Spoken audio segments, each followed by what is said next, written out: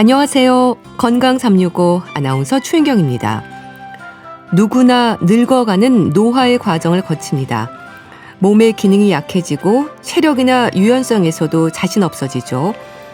노년기 신체적인 변화는 자연스러운 일인데요.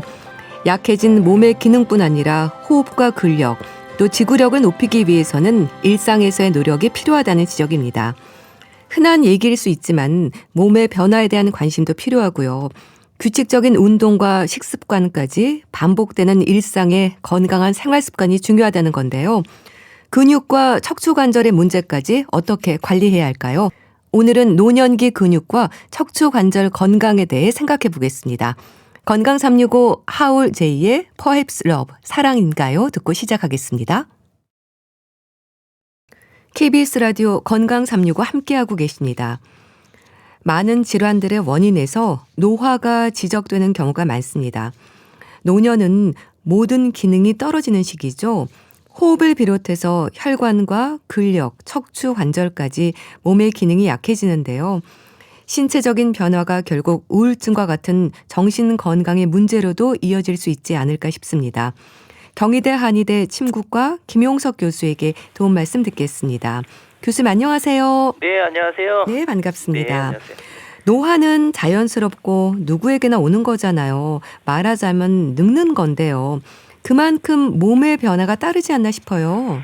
그렇죠. 뭐 유행가 가사처럼 가는 세월 누가 막을 수 없잖아요. 아유, 근데 그렇죠. 이제 노화라는 거 이게 머릿속으로는 이거 나이 먹는구나 이렇게 생각이 들지만 네, 또 막상 몸으로 느끼게 되면 괜히 서글퍼지는 이런 그렇죠. 현상이 생기거든요. 또 그건 어떻게 보면 또 한편으로 보면 세월이 흐르는 만큼 그만큼 내가 열심히 살았다. 그러다 보니까 기계가 달듯이 달았구나 이렇게 생각해 볼 수 있는 거죠. 네. 그러니까 노년에는 이제 척추 관절 건강뿐 아니라 근육이 사라지는 것 같은 느낌을 받는다고 하잖아요. 실제로 그런 변화를 겪는 거죠. 그렇죠. 이제 단순히 느낌만 아니라 우리 몸에서 실제적으로 일어나는 변화 중에 하나가 근육이 줄어드는 거거든요. 네. 그래서 이제 나이 들면 근육이 줄어드는 게 노화의 어떤 핵심 지표 중에 하나라고 볼 수 있는데요. 네. 사실 우리 몸은 근육 자체가 30대 정점을 찍은 다음에 40대부터 천천히 줄어들기 시작하거든요. 근데 70대 정도가 되면 네. 원래 가졌던 근육량이 한 절반 정도 아이고. 이렇게 감소해요. 네. 그러니까 근육을 구성하는 가닥들이 가늘어지고 숫자도 줄어들게 되면 사실 근육이 빠진 자리에 뭐가 들어오냐면 지방이 들어오거든요. 그래서 몸무게는 그대로여도 몸의 탄력이 떨어지고 힘이 없다 이렇게 느껴지는 거거든요. 네. 이제 근육 자체가 이게 뼈와 관절을 지탱하는 그런 보호대 역할을 하잖아요. 네. 그러니까 근육이 사라지면 그 하중이 당연히 그 고스란히 그냥 뼈하고 연골로 전달되잖아요. 네. 그래서 이제 뭐 예를 들면 척추를 감싸고 있는 근육이 약해지면 척추뼈 사이의 간격이 좁아지거나 어떤 어긋나게 되는 거거든요. 그리고 이제 무릎에도 영향을 주기 때문에 퇴행성 관절염 같은 게 생기게 되죠. 네. 그래서 나름 운동도 하고 노력을 합니다. 그런데도 근육이 감소하는 건 왜 그럴까요? 그 지금 많이 질문하세요. 나 그러시군요. 운동 꾸준히 하는데 네. 왜 근력이 예전 같지 않고 뭐 이렇게 조금 허탈한 감도 느끼시는 분들이 많거든요. 네. 근데 사실 뭐 노력을 덜해서가 아니라 우리 몸 자체가 이제 나이가 되면 근육을 합성하는 기전 자체가 효율성이 떨어져요. 젊을 때는 뭐 조금만 자극하고 영양만 줘도 쑥쑥 이렇게 합성이 되는데 네. 이제 시간이 지날수록 나이가 될수록 이제 몸이 단백질을 근육으로 변화하는 어떤 신호에 둔감해지거든요. 그 실제로 뭐 예를 들면 우리가 10가지 재료를 가지고 10개의 건물을 졌다면 이제는 10가지 재료를 넣어도 몸이 뭐 5 정도밖에 활용하지 못하는 그런 상태가 되는 거거든요. 네. 그래서 운동만 중요한 게 아니라 단백질 섭취도 중요하고요. 또 단순히 뭐 먹는 것보다는 어떻게 먹는 게 사실 중요하죠. 네. 나이가 들면 아무래도 뭐 단백질이 좋다고 단백질만 막 먹어도 이게 소화가 잘 안 되니까 흡수하지 그렇군요. 못하고 자꾸 배출하게 돼버리거든요. 네. 그리고 이제 나이가 들면 아무래도 뭐 성장 호르몬이나 성호르몬 수치가 자연스럽게 떨어지잖아요. 네. 그러니까 근육을 만드는 속도보다 분해하는 속도가 더 빨라지는 현상이 있기 때문에 그런 거죠. 네. 그럼 다리가 점점 가늘어지면서 O자형으로 휘는 것 같은 변화도 근육과 관련이 있는 걸까요? 그렇죠. 아주 밀접한 관련이 있거든요. 네. 다리가 가늘어지면서 O자형 이렇게 휘어지는 현상이 생기잖아요. 네. 이건 사실 뭐 단순히 뼈만의 문제가 아니라 무릎 주변을 지탱하고 있던 근육의 어떤 균형이 깨지는 이런 현상이라고 볼 수 있거든요. 특히 이제 허벅지 근육에서도 특히 무릎 안쪽을 잡아주는 근육이 네. 노화가 되면 가장 먼저 약해져요. 아. 그래서 무릎이 아픈 분들은 앞쪽에부터 이 안쪽부터 이렇게 불편해지는 거거든요. 네. 그러니까 무릎 안쪽의 근육이 힘을 잃어버리면 관절을 안으로 모아주지 못하니까 상대적으로 그 강한 바깥쪽 근육이 다리를 바깥으로 잡아 당기게 되거든요. 네. 그러면 무릎 사이가 벌어지면서 O자형 곡선을 맹기게 되는 거고요. 네. 또 이렇게 이제 다리가 가늘어진다는 거는 근육 자체가 어떤 충격을 흡수시켜주는 장치니까 그게 조금 사라지잖아요. 그러면 근육이 하중을 분산하지 못하니까 서 있거나 걸을 때 그 체중이 무릎 관절 안쪽에만 집중하게 생겨버리니까 이런 현상이 생겨버리는 거죠. 네. 그렇게 근육과 관련된 부분도 있고요. 뭐 앉았다 일어서거나 평지를 걷다가도 갑자기 힘이 빠지면서 한쪽 무릎이 굽혀지는 것 같다는 말도 합니다. 이건 관절의 문제인 건가요? 이것도 많이 그 호소하시는 증상 중에 하나고요. 네. 무릎에 힘이 빠지면서 털썩 주저앉은 느낌이 네. 생기죠. 이걸 의학적으로 보면 뭐 관절 포기 현상이다 이렇게 얘기하거든요. 네. 이게 뭐 결론적으로 말씀드리면 이런 증상이 뭐 또 관절의 구조적인 문제뿐만 아니라 네. 근육의 어떤 기능적인 문제가 같이 섞여서 나오는 현상이라고 볼 수 있거든요. 네. 그렇기 때문에 단순히 나이가 들어서 일시적으로 생기는 것이다라고 생각하기보다는 몸이 내가 뭔가 불편해서 드러내는 신호다 이렇게 생각하는 게 좀 좋을 것 같고요. 네. 또 무릎 사이에 어떤 쿠션 역할이라는 게 연골판이잖아요. 네. 이게 찢어져 갖고 관절 사이에 끼게 되면 순간적으로 통증이 나고 다리에 힘이 빠지게 되는 거거든요. 그리고 이 떨어져 나간 연골 조각이나 뭐 뼈 자각이 관절 사이를 막 돌아다니다가 어떤 각도에서 딱 끼게 되면 이런 잠기는 이런 현상이 생기면 힘이 빠질 수가 있거든요. 네. 그리고 또 뭐 관절염 이런 게 생겨갖고 무릎 그 내부에 미세하게 통증이나 또 붓는 현상이 있으면 우리 뇌는 이제 무릎을 보호하기 위해서 허벅지 근육에다가 너 힘주지 마 이런 신호를 보내거든요. 네. 그렇게 되면 이제 이런 현상들이 생기는 거죠. 네. 걸음걸이도 한쪽 다리가 짧아진 것처럼 걷는 분들이 많잖아요.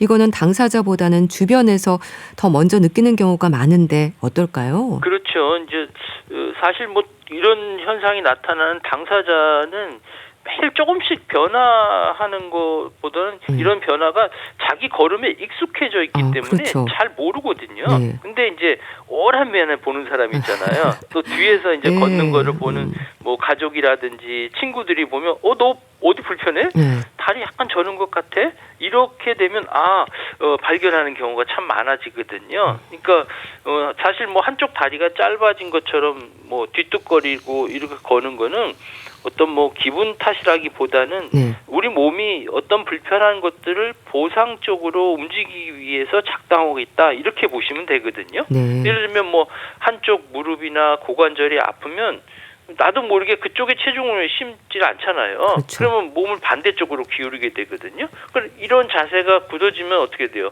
골반이 한쪽으로 올라가면서 다리 길이가 마치 뭐 짝짝이처럼 이렇게 보이는 거죠. 네. 그리고 뭐 무릎 관절염 심하면 무릎이 완전히 펴지지 않고 약간 굽혀진 상태로 되잖아요. 그러니까 무릎을 다 펴지 못하고 걸으니까 당연히 그쪽 다리가 짧은 것처럼 이렇게 듣게 되는 거죠. 그렇겠네요. 아무래도 이런 신체적인 변화가 주는 우울감도 있을 텐데요. 우울증이나 무기력으로 이어질 수도 있지 않을까 싶어요. 그렇죠. 이제 이 신체적인 어떤 변화, 노화라는 것이 단순히 뭐 나이 들고 몸이 약해지는 거 끝나지 않고 심리적으로 어떤 문제를 일으키는 경우가 상당히 많거든요. 특히 이제 평소에 이제 사회적으로 왕성하게 활동하는 분이라든지 자기 관리 잘하신 분들 또 이런 분들이 이런 문제가 생길 때 더 크게 나타나거든요. 그래서 이런 단순히 우울감을 넘어서 이제 우울증이나 무기력증으로 이어지게 되는 거거든요. 사실 이렇게 생기는 것을 한번 생각해 보면 사람 누구나 이제 앉았다 일어났다는 이런 사소한 동작에서 힘이 빠지거나 걸음걸이가 이상하면 아, 이거 내 몸이 내 마음대로 안 되네 하면서 뭔가 두려움이 생기거든요. 그렇죠. 그리고 또 운동을 해도 예전처럼 근육이 붙지 않게 되면 아, 이거 노력해도 소용없네 하면서 이렇게 전반적으로 삶의 의욕이 떨어지게 돼요. 그리고 이제 다리가 휘거나 걷는데 불편해지면 남의 시선이 쓰이잖아요. 그렇죠. 그러면 아무래도 외출도 줄어들 거고 활동량이 줄면 다른 사람과 교류도 자연스럽게 줄어들고 그러면 이제 우울증 같은 게 생길 수 있겠죠. 그래서 이제 어르신들이 여기저기 아프다, 기운 없다 이렇게 말씀하는 경우는 신체적인 병보다 어떻게 보면 마음의 병 경우가 더 많을 수 있죠. 네. 그렇게 마음도 좀 들여다봐야 되는 거고요. 또 말씀하셨듯이 노년기가 되면 뭐 심폐지구력, 근력, 유연성이 감소가 되는 만큼 몸 상태를 좀 이해하고 관리를 해야 될 것 같은데요. 노년기에도 운동은 필수적인 거죠. 그렇죠. 노년기 운동은 하면 좋은 것 그건 넘어갔고 어떻게 보면 삶의 질을 결정하는 아주 가장 중요한 요소 중에 하나거든요. 나이가 들면 아무래도 심폐지구력 같은 거, 근력 같은 거, 유연성 같은 게 줄어들잖아요. 이게 뭐 누구나 다 이런 것들을 겪을 수밖에 없는데 그 하향 곡선의 기울기를 완만하게 해주는 게 바로 운동이거든요. 사실 운동이 필수적인 이유는 이 근력과 유연성을 따져보면 일상생활에 아주 중요한 역할을 하거든요.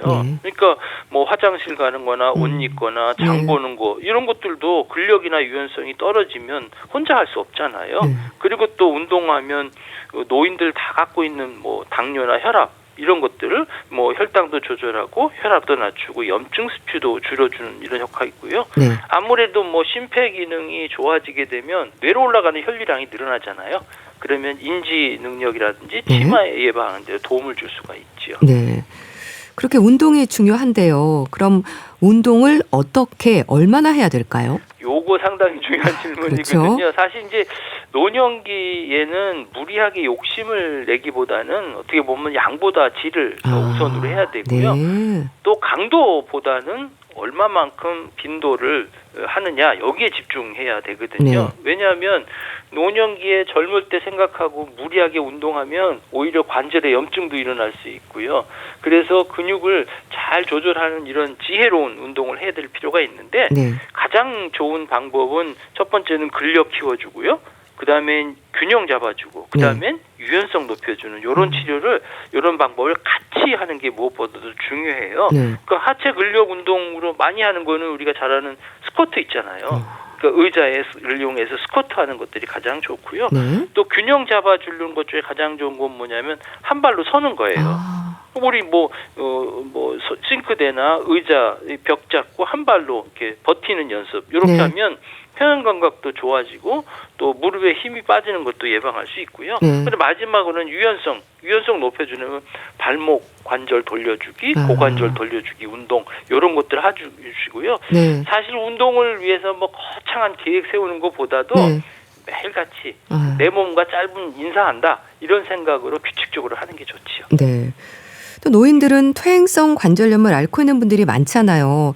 그래서 운동을 선택하는 데 있어서도 고민을 하시던데요. 어떤 말씀을 주실까요? 그렇죠. 이제 퇴행성 관절염 앓고 있는 분들은 운동이 어떻게 보면 독이 될 수도 있고 또 약이 될 수도 있거든요. 그러니까 아프니까 움직이지 않고 또 안 움직이니까 근육에 힘이 빠지고 관절이 더 아파진 이런 통증의 악순환을 겪게 되는 거거든요. 그래서 몇 가지 조금 기억해 봐야 될 게 있는데 첫 번째는 체중을 줄이는 거예요. 체중 부하를 줄이는 거거든요. 관절염 환자에게 가장 나쁜 거는 뭐냐면 수직으로 가해지는 충격이거든요. 그러니까 뼈와 뼈 사이에 완충 역할을 해주는 연골이 얇아지기 때문이거든요. 그렇게 되면 그래서 이제 물속에서 하는 운동을 권하죠. 뭐 수영이나 또 뭐 아쿠아 댄스 이런 것들을 하게 되면 이 부력이 체중의 80 내지 90%를 받쳐서 관절이나 어떤 부담이 조금 덜해지고 근육을 강화시켜 줄 수 있고요. 또 그렇지 혹시 못하면 고정식으로 자전거 있잖아요. 네. 뭐 그런 거 타는 걸 해주는 게 좋고, 대신에 이제 등산하는 거 있죠. 예. 특히 이제 계단 내려가는 거 이런 거, 그 다음에 조깅이라든지 뭐 줄넘기에서 무릎에 반복적인 충격을 주는 동작은 피하셔야 되고요. 예.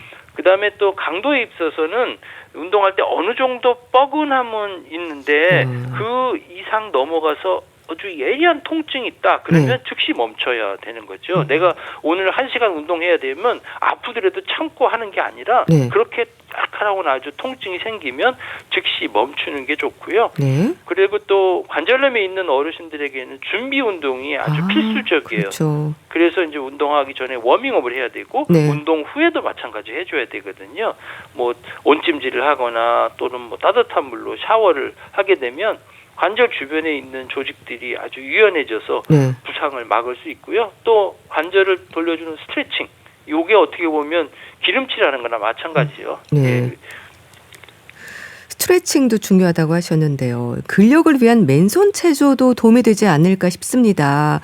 뭐 앞서 한 발로 서기, 뭐 발목 관절 돌려주기 말씀 주셨는데 집에서 할 수 있는 동작들 좀 알려주세요. 그렇죠. 저 거창한 기구 없이 우리 몸무게를 이용한 맨손 체조, 뭐 국민 도수 체조 이런 것들이 어떻게 보면 노련기의 어떤 근력을 키워주는데 가장 안전하고 또 돈 안 들잖아요. 아주 경제적인 그렇죠. 방법이고 또 집은 아무래도 편안하잖아요. 그래서 운동하시는 게 좋겠고 그래서 할 수 있는 방법은 첫 번째는 앞에도 말씀드렸지만 의자를 이용을 해서 스쿼트 하는 거예요. 그냥 저 스쿼트는 무릎 관절염이 있는 분들에게 부담이 될 수 있지만 의자를 사용하게 되면 안전하게 근력 운동을 할 수 있고요. 그다음에 이제 누워서 다리 올리기 같은 거죠. 이제 무릎 힘 빠지는 현상을 예방하는데 아주 효과적인 거거든요. 바닥에 누워서 이제 한쪽 무릎을 굽히고 반대쪽 다리는 쭉 편 상태에서 천천히 한 30도 들어 올리거든요. 그리고 한 5초 정도 버틴 후에 천천히 내리는 거예요. 사실 뭐 다리를 높이 드는 것보다 무릎을 끝까지 뻗어서 허벅지 안쪽의 근육이 탄탄해진다는 느낌이 들 때까지 하는 게 아주 핵심적인 거고요. 또 뭐 벽 짚고 까치발 들기 또는 뭐 발목 돌리기 해주게 되면 종아리 근육이 제2의 심장이라고 그러잖아요. 쥐나는 것도 좀 방지해 줄 수가 있지요. 운동 시간과 강도에서도 조심할 필요가 있지 않을까 싶은데요. 요령이 있어야 할 것 같습니다. 심박수도 고려해야 하잖아요. 그렇죠. 이제 정말 중요한 건 내용인데요. 앞에도 말씀드렸지만 노년기의 운동은 더 강하게 아니라 어떻게 보면 더 정교하게 더 부드럽게 하는 것이 핵심이거든요. 무조건 힘들게가 아니라 내 심장이 감당할 수 있는 최적의 어떤 구간을 찾는 게 중요하거든요. 그래서 이제 목표 심박수라는 게 있어요. 목표 심박수하는 공식이 있는데요. 먼저 222에서 자기 나이를 빼고요. 거기에다가 0.5에서 0.6을 곱하는 거예요. 그러면 노년기 유산소 운동이 아주 적절한 이런 운동이 되거든요. 예를 들면 내 나이가 70세다 그러면 220에서 70을 빼고 거기다가 0.5를 곱하면 75회 정도 되고요. 그리고 0.6 곱하면 90회 정도 되잖아요. 그리고 요즘 또 어르신들 스마트워치 차잖아요. 거기 또 실시간 심박수 볼 수 있잖아요. 그럼 이 범위를 크게 벗어나지 않는 그런 페이스를 조절하는 것도 어떻게 보면 스마트한 방법이거든요. 그리고 또 강도라는 것은 운동하면서 옆 사람과 짧은 문장으로 대화는 가능하지만 노래 부르기엔 숨이 찬 정도가 아주 딱 좋습니다. 그리고 노년 운동의 핵심은 꾸준히 하는 거예요. 오늘 100까지 하고 내일 아파갖고 들어놓는 게 아니라 매일같이 40번씩 이렇게 꾸준하게 하는 것이 중요한 것입니다. 악력은 어떨까요? 손아귀 힘이 중요하다고 하던데요. 그렇죠. 또 악력, 손 쥐는 힘이잖아요. 이게 단순히 손의 힘이 아니라 우리 몸의 전신의 근력하고 영양 상태를 알아볼 수 있는 아주 좋은 지표라고 알려져 있거든요. 사실 우리 몸의 그 전체 근육량과 악력이 매우 밀접한 관계가 있고요. 또 악력이 강할수록 심장 근육도 튼튼하다고 하고 또 악력이 급격하게 떨어지면 뭐 심혈관 질환이나 뭐 중풍의 위험이 높다는 이런 통계도 있거든요. 또 뇌를 정밀하게 쥐고 피는 이런 동작은 이게 뇌를 자극하는 효과가 있어요. 그래서 우리가 뭐 손으로 하는 운동 같은 것들을 많이 하게 되면 뇌가 발달이 되거든요. 그러니까 치매를 예방하는 데 도움을 줄 수가 있죠. 네. 이렇게 물건을 자꾸 떨어뜨리기도 하고 손에 힘이 안 들어가는 느낌을 갖는 건 왜 그렇습니까? 지금 물건을 자꾸 떨어뜨리고 손에 힘이 안 들어가는 것은 뭐 우리가 몇 가지를 생각해 볼 수 있는데요. 첫 번째는 이제 이 손의 근육이라는 게 뇌에서 내려오는 신경 신호에서 움직이는 거거든요. 그러니까 거기서 내려오는 어떤 신경 신호에 뭐가 눌리게 되면 힘이 빠지는 거예요. 예를 들면 목 디스크 같은 거 있잖아요. 목뼈 사이에 디스크가 빠져나오면서 또는 뭐 퇴행성 변화로 신경을 누르게 되면 어깨를 지나서 손가락 끝까지 힘이 약해지거든요. 그러니까 팔 전체가 저리거나 힘이 없다라면 이제 목 쪽을 점검해 봐야 되고요. 그다음에 이제 손목의 정중신경이라는 게 누리면 엄지부터 약지까지 힘이 빠지고 감각이 둔해지거든요. 그러면 이제 양력 자체가 떨어지게 되고요. 또 이제 앞에 말씀드린 근육이 감소되는 이런 형태가 돼서 그럴 수 있거든요. 그러니까 손이 미세한 근육에도 영향을 미치기 때문에 정교한 동작을 하질 못하게 되는 거거든요. 그래서 얇아지면 근육이 얇아지면 이제 물건을 꽉 쥐는 힘이 순간적으로 풀려버리게 되는 거죠. 그다음에 이제 물건을 잡으라 그러면 뇌에서 얼마만큼 힘을 잡아라 하는 신호를 보내잖아요. 근데 여기가 문제가 소통이 잘 안 되는 거예요. 그러면 이런 문제가 생길 수 있는 거죠. 그리고 뭐 손가락에 관절염이 있어도 마찬가지로 힘이 안 가지게 되는 거죠. 악력 중요하다고 하셨는데요. 악력을 높이기 위한 방법 뭔가요? 악력을 쥐면 우리가 높이는 방법 단순히 생각하면 악력기 가지고 열심히 하면 되지 이렇게 생각이 되지만 특히 이제 단계적으로 접근할 필요가 있어요. 첫 번째 단계는 관절의 어떤 유연성을 확보하기 위해서 준비 운동을 조금 해주셔야 스트레칭 같은 것들 해주시고요. 그 다음에는 실제적으로 근력 운동 해주는 거거든요. 잼잼 하듯이 뭐 공을 쥐든지 아니면 손가락 끝으로 뭐 공이나 작은 물건 같은 걸 이렇게 누르든지 아니면 수건 비틀기 하든지 이런 건 뭐 집에서 충분히 할 수 있는 거잖아요. 그리고 마지막으로는 이제 물건을 떨어뜨리는 현상을 방지하기 위해서 뇌와 손의 연결을 강화시켜주는 뭐 고무줄 확장하는 운동이라든지 또 평소 잘 쓰지 않는 편은 근육을 단련해서 손의 어떤 전체적인 균형을 잡아주는 이런 단계적인 실천 방법이 필요하죠. 네, 알겠습니다. 오늘은 노년기 근육과 관절, 척추 건강 관리에 대해서 자세히 알아봤는데요. 경희대 한의대 침구과 김용석 교수와 함께했습니다. 감사합니다. 네, 감사합니다. KBS 라디오 건강 365 함께하고 계신데요. 버스커의 정말로 사랑한다면 듣고 다시 오겠습니다. KBS 라디오 건강 365 함께하고 계십니다. 책으로 건강을 생각해 봅니다. 북컬럼니스트 홍순철 씨, 안녕하세요. 네, 안녕하세요. 오늘 들고 오신 책은 제목이 의자병입니다. 의자가 문제라는 건가요? 의자에 앉아있는 사람이 문제라는 건가요? 저희 지금 앉아 있잖아요. 일어날까요? 예. 이 책을 읽고 나면 많이 일어나야겠다라는 생각을 하게 됩니다. 보통 하루에 몇 시간이나 의자에 앉아 계시는 것 같으세요? 꽤 오래 앉아 있죠. 그렇죠. 그리고 의자에 앉아 있을 때도 내가 어떤 자세로 의자에 앉아 있지? 의식적으로 한번 가만히 생각을 해보면 좋을 것 같습니다. 의자에 앉아 있는 자세가 과연 내 몸에 이로울까 아니면 해로울까? 사실 많은 분들이 현대인들이 하루 대부분을 의자 앉아서 시간을 보냅니다. 그렇죠. 사무실에서도 그렇고요. 학교에서 공부하는 학생들은 더 그렇고요. 집에서도 보통 뭐 소파에 앉아 있는 경우가 되게 많고 또 이동 수단에서 어떻게든 앉으려고 합니다. 우리의 삶은 앉기 중심으로 돌아가고 있는데요. 그런데 이러한 앉는 자세가 우리 몸에 어떤 영향을 미치는지 깊이 생각해 본 적은 별로 없는 것 같습니다. 이 책은 이렇게 앉아 있는 우리의 일상이 우리 몸을 안 좋게 만드는지, 예를 들자면 두통이라든가 소화불량, 만성 피로, 목과 허리 통증을 넘어서 각종 만성 질환으로 이어질 수 있는지 알려주고 있는데요. 의자병이라는 개념으로 이러한 현상들을 풀어내고 있습니다. 2002년 세계보건기구는 장시간의 좌식 생활이 다양한 질환의 위험을 높이는 주요 원인이다라고 경고한 적이 있습니다. 네. 실제로 의자에 오래 앉아있는 생활 방식, 의자병으로 인해서 허리 통증, 네. 목 디스크뿐만이 아니라 소화불량, 면역 저하, 네. 두통, 집중력 저하, 심리적인 문제까지 발생할 수 있다라고 최근 경고하고 있는데요. 네. 하지만 앉아 있을 수밖에 없는 생활을 하고 있잖아요. 그런 가운데 우리는 제대로 앉는 법만 배워도 이러한 문제들로부터 어느 정도 해방될 수 있다는 겁니다. 아, 그렇군요. 근데 제대로 앉는 법을 배운 적이 있나요? 아, 없는 것 같아요. 그렇죠.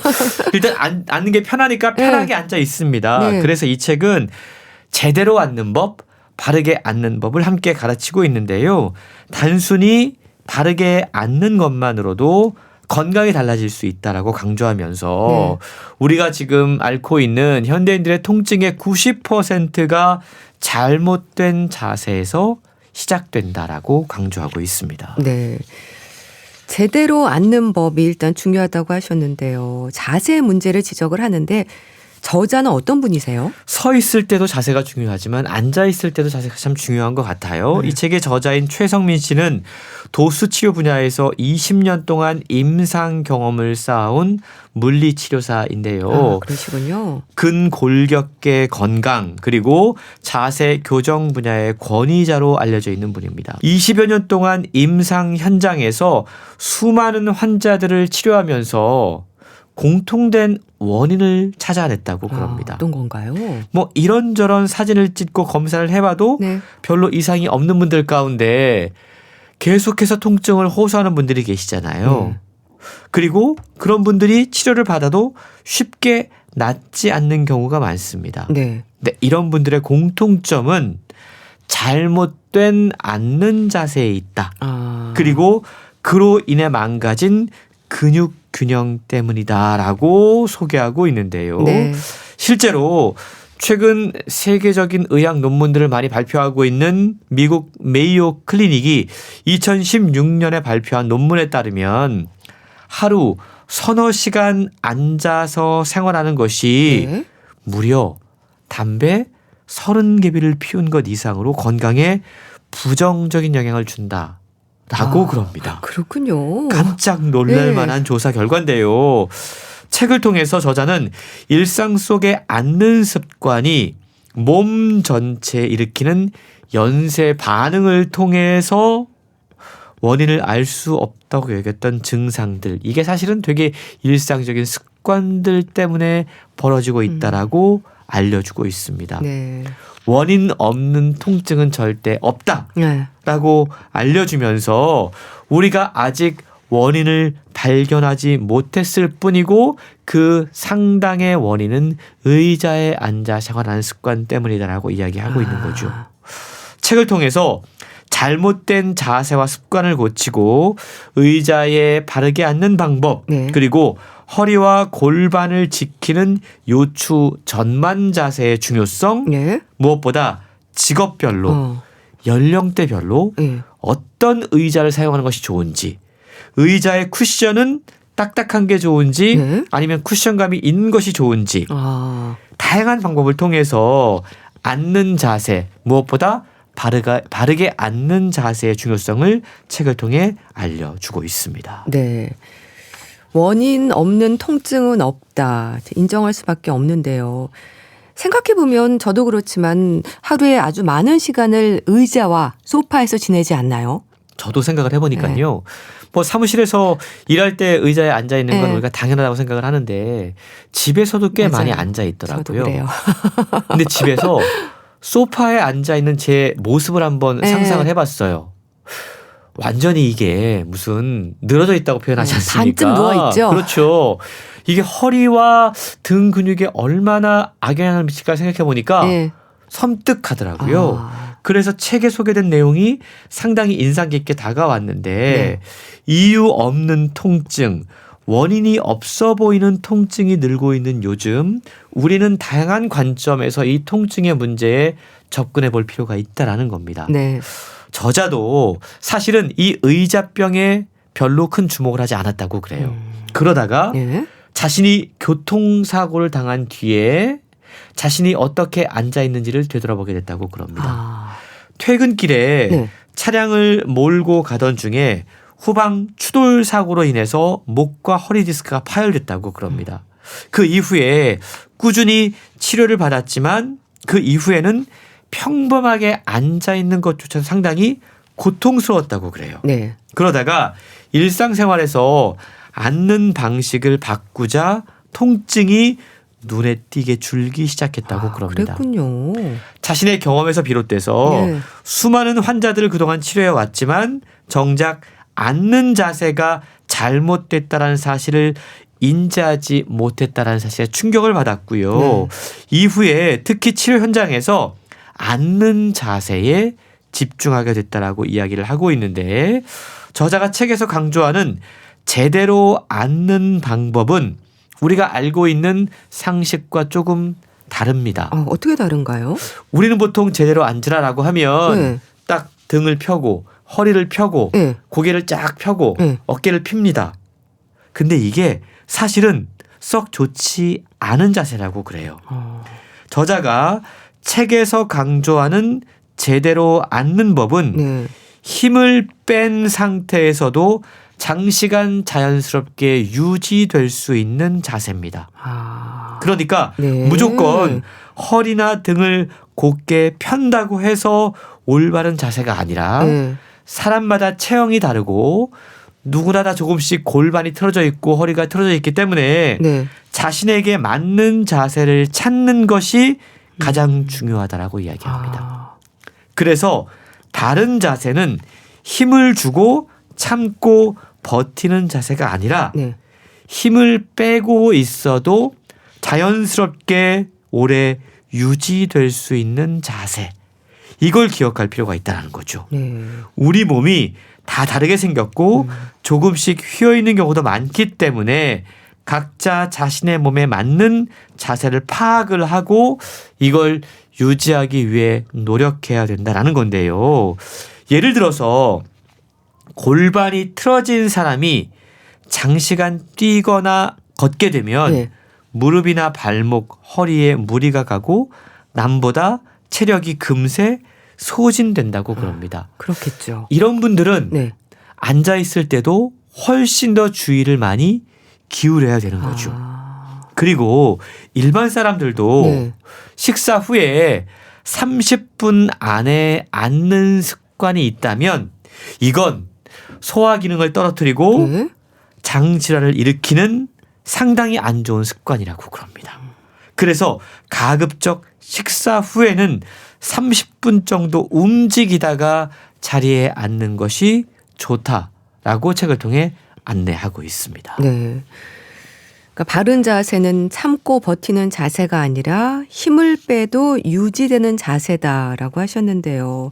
근데 우리는 어깨를 쭉 펴고 허리를 꼿꼿이 세우고 앉아야 한다. 이렇게 의식적으로 자세를 고쳐 앉아야 한다라고 배웠는데 자신에게 맞는 자세를 찾는 게 중요한 거네요. 그렇습니다. 가만히 한번 생각을 해보세요. 허리 쭉 펴고 네. 꼿꼿이 펴고 세우고 앉아라. 이 얘기 언제 제일 많이 들었죠? 학교에서 공부할 때 그랬죠. 그렇습니다. 이건 집중력을 기르는데 좋은 자세입니다. 근데 우리가 계속 살면서 좋은 집중력만 필요한 게 아니잖아요. 그렇죠. 물론 의자에 눕듯이 앉는 것도 목과 허리에 무리를 주기 때문에 좋지 않은 자세인 게 분명합니다.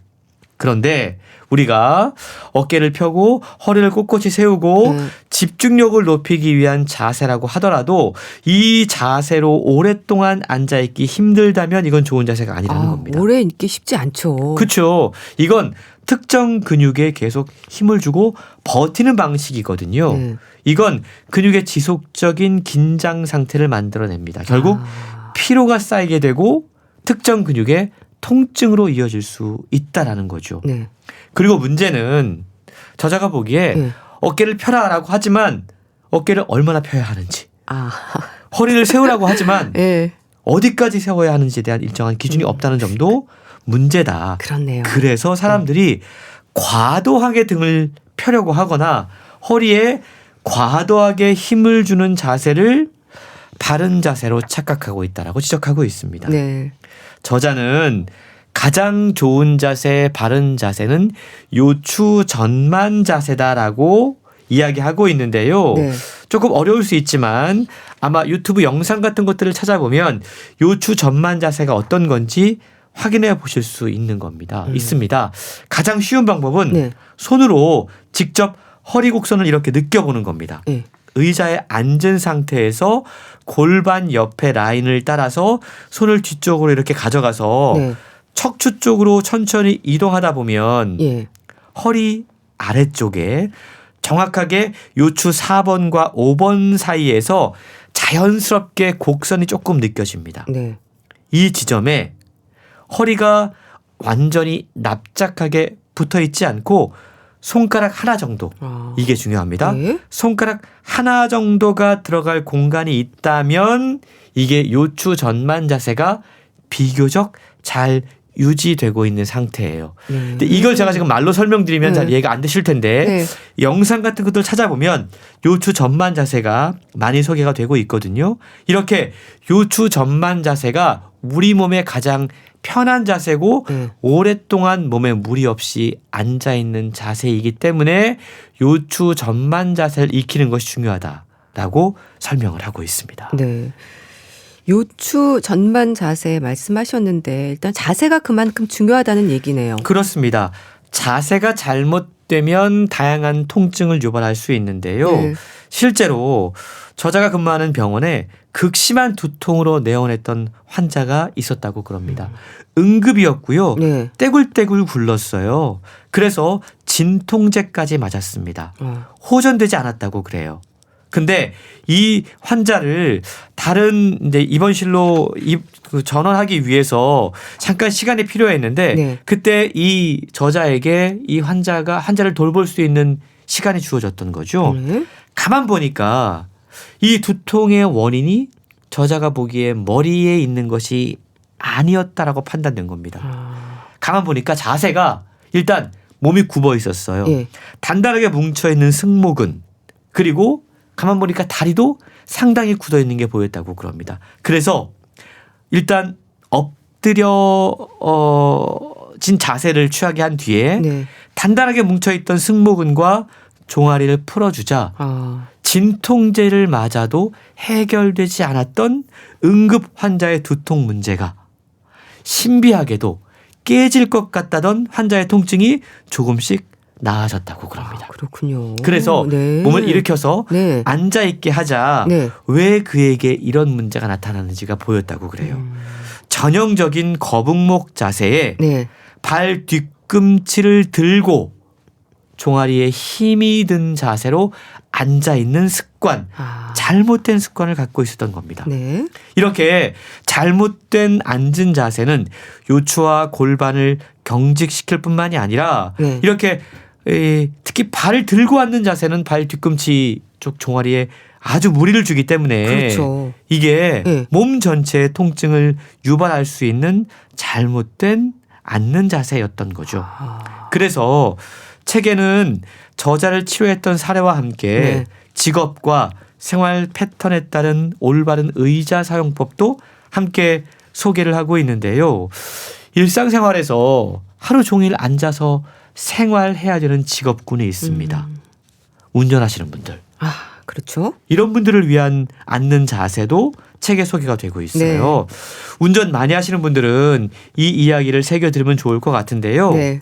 엉덩이를 의자 끝까지 깊숙이 밀어 넣은 뒤에 의자를 앞으로 이동시키는 것이 좋습니다.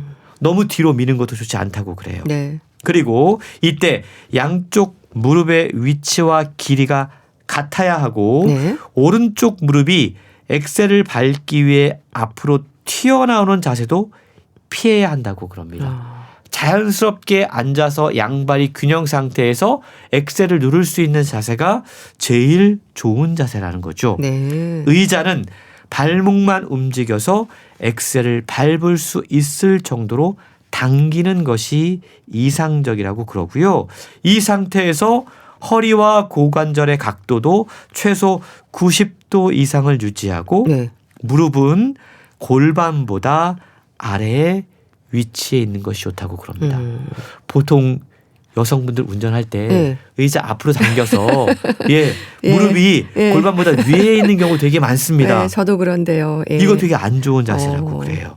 의자 높이가 맞지 않아서 네. 무릎이 골반보다 높아지면 허리가 자연스럽게 구부정해지고요. 네. 요추 전만 자세도 무너질 수밖에 없다고 그럽니다. 그래서 의자 높이 조절에도 각별히 신경을 쓰는 것이 전체 통증을 관리하는 데 상당히 도움이 된다고 그러는데 네. 관심 있는 분들은 책에 사진이 소개가 되고 있어요. 네. 그리고 저자가 직접 유튜브 영상까지 올려놨다고 하니까 관찰해 보시는 것도 좋을 것 같습니다. 네. 제 운전석 의자를 좀 살펴봐야 되겠네요. 근데 자세 또 의자의 중요성을 알아서인지 요즘은 기능성 의자나 비싼 의자들이 참 많이 나와 있잖아요. 근데 꼭 좋은 의자가 비싼 의자는 아닌 것 같기도 한데요. 그렇습니다. 젊을 때는 쿠션감이 적은 네. 나이가 들수록 쿠션감이 있는 의자가 좋다. 그래서 꼭 비싼 의자가 좋은 의자는 아니라는 사실을 기억하면 좋을 것 같고요. 무엇보다 가장 좋은 건 앉는 시간을 줄이는 겁니다. 그렇죠. 앉아 있다고 하더라도 네. 1시간에 한 번씩은 일어나서 스트레칭을 하는 것이 중요하다고 그러고 아무리 좋은 의자라고 하더라도 앉아있는 행위 자체의 해로움을 막아주지 못한다고 그럽니다. 앉아있는 동안 우리 몸은 네. 특히 다리와 엉덩이 큰 근육들이 활동을 멈춰요. 이렇게 되면 지방을 태우는 효소의 활동이 90%까지 급감하고 네. 혈액 순환이 정체되고 인슐린 저항성이 높아져서 우리 몸이 지방을 축적하기 좋은 상태로 변해버립니다. 네. 그러니까 의자에 앉는 순간 우리 몸의 신진대사 스위치는 꺼져 있는 겁니다. 전원 버튼이 꺼져 있는 거예요. 네. 그래서 1시간에 한 번씩 전원 버튼을 켜서 신진대사가 활발하게 작동하도록 돕는 것이 상당히 중요한데요. 네.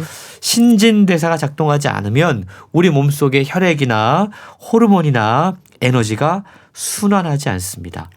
무엇보다 앉아 있으면 네. 우리 몸에서 가장 큰 근육이 엉덩이 근육이거든요. 허벅지 근육이잖아요. 이게 활동을 멈춥니다.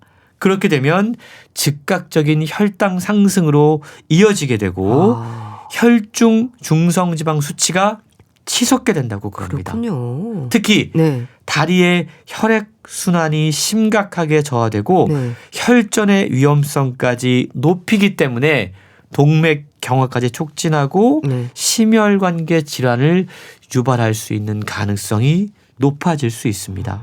그리고요, 이게 기능 저하가 계속되면 심리적인 문제도 생겨나요. 우울증, 불안 증세까지 이어질 수 있기 때문에 네. 가급적 앉아있는 시간을 줄이는 것이 좋다는 사실 네. 기억하면 좋을 것 같고요. 내 몸이 내 뜻대로 움직이지 않는다라는 건 네. 불안감으로 이어집니다. 자존감까지 무너뜨리게 되죠. 네. 삶의 의욕까지 갉아버릴 수 있기 때문에 앉아있는 시간을 줄이고 일어서서 움직이는 시간을 늘리는 것이 전체적으로 우리의 몸과 마음 건강에 상당히 이롭다는 사실을 기억하면 좋을 것 같습니다. 네. 좀 앉아있는 시간을 줄이고 자신에게 맞는 올바른 자세를 찾아서 습관화하는 게 중요하겠네요. 책 의자병 소개해 주셨는데요. 잘 들었습니다. 북컬럼니스트 홍순철 씨 감사합니다. 고맙습니다. 베이시스의 좋은 사람 있으면 소개시켜줘 보내드리면서 인사드릴게요. 건강365 아나운서 추인경이었습니다. 고맙습니다.